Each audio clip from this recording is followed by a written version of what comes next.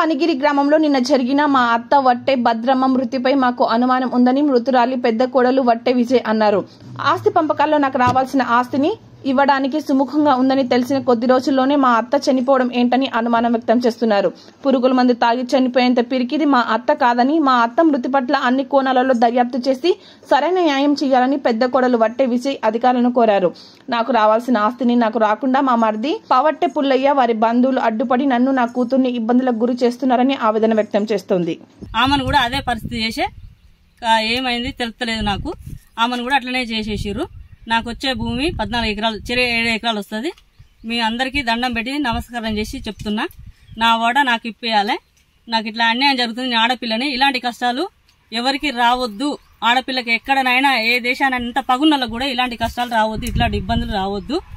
కలెట్లపల్లి ఉప్పైలయ్యకు ఎట్లా న్యాయం అయిద్దో మా మీద ఇట్లా పగబట్టిండు. నేను ఆడపిల్లని కాలు పట్టుకున్నా కూడా నా మీద పగబట్టిండు. నేను ఆయనకు నా కడుపులో ఏమున్నా బాధ కూడా చెప్పుకున్నా కూడా నాకు గిత్త కూడా న్యాయం చేయలేదు, తీసుకొని కూడా న్యాయం చేయలే. మా ఊరి ఫణిగిరి రావులవారి మీద ప్రమాణం చేసి చెప్తున్నా, మాకు అన్యాయం చేసిండు ఉప్పలయ్య. మమ్మల్ని ఇట్లా ఆగం చేస్తుండు, మమ్మల్ని చెట్టుకు పుట్టాడు ఏడిపిస్తుండు. అసలు నువ్వెంతనో పిస్తే పిరికల్లవు అని అన్నాడు. ఓనాడు ఇంటికి పోతే కొంగ మీద చెరువు మీద కొంగలితే చెరువు గుద్దెంతదా, కొంగ గుద్దెంతదా, నీ గుద్దెంతది ఉక్కపో అని అన్నాడు. ఇట్లా ఇష్టం ఉన్నట్టు మాటలు మాట్లాడింది నన్ను. అయినా కూడా ఎందుకన్నా ఇట్లా అంటున్నావు అంటే, నువ్వు రాకు మా ఇంటికి అని కూడా అన్నాడు. ఇక నేను ఆ నుంచే నేను పోకుండా బంద్ అయిన సపెంటుకున్నా.